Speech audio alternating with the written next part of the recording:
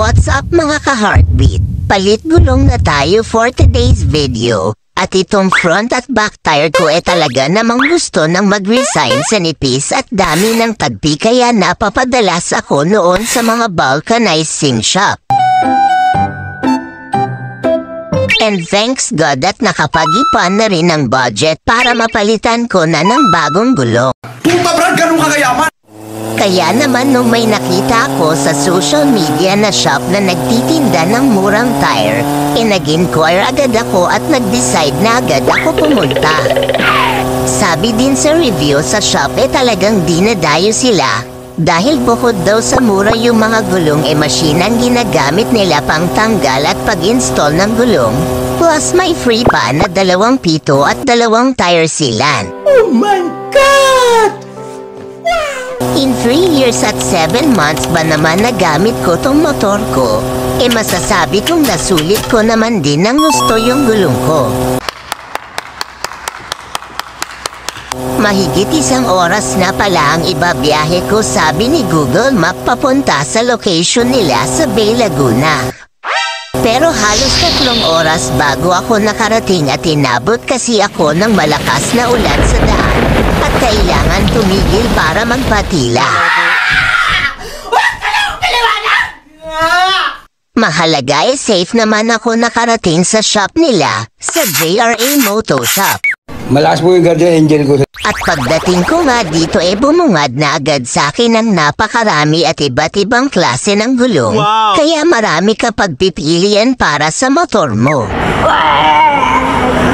At agad naman ay sinalan ni Kuya ang motor ko at sinimulan ng tanggalin ang mga gulong.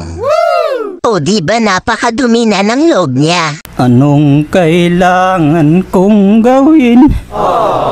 Isinampa na nga ni Kuya yung gulong sa machine nila para tanggalin yung lumang tire. Medyo nabano nga ako dito at first time ko makakita ng ganitong machine. Since first time ko lang rin naman kasi magpapalit ng bagong gulong. Yan, ang hirap sa inyo kung ano iniisip ninyo. Ang dumi ng utak ninyo. Maganda naman talaga pag machine ang gamit. Kasi di ma-damage yung mugs mo at di ma-misalign yung goma sa mugs. Paano masabi? At yun na nga, habang tinatanggal ni Kuya yung goma kitang-kita nga kung gaano nakadumi ang mugs ko. Dahil na rin siguro sa maraming beses na nalagyan ng tire sealant at 2 beses ko na rin kasi napapalitan yung hulihang gulong ko pero mga second hand sa Towyer lang nabibili ko kasi wala pa ako budget nun. Ganun ba? At nilinisan nga muna ni Kuya yung mugs bago ikabit yung bagong tire. Sinasaluduhan kita. Hey! Ito yung napili ko na tire. Yung Corsa Cross S2 Sport Tire. Anyabang mo, angas mo ah. Sa totoo lang di ko alam kung anong benefits ng ganitong style ng gulong. Pero ang naging basehan ko lang dito yung imagination ko noon na kapag nagkamotor ako ganitong gulong ilalagay ko. Ay, tanga mo! Ha? Kaya sobrang happy din ako nung nalaman ko na may sukat sila para kay Napi. Yes! Para sa akin din kasi ang angas ng dating. Anyabang mo, angas mo ah. Pero sabi naman ni Kuya, maganda pang sabak to sa off-road.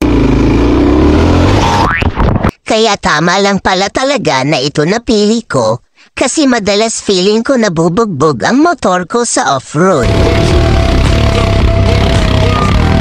At eto na nga, gamit pa rin yung machine nila, in-install na ni Kuya yung bagong gulong. Kaya di naman ako din nag-alala pa na ma-misalign yung goma sa mugs. At pagkatapos na ay tinanong sa akin ni Kuya ang PSI ng hangin ng gulong ko, which is 29 sa front at 33 naman sa rear.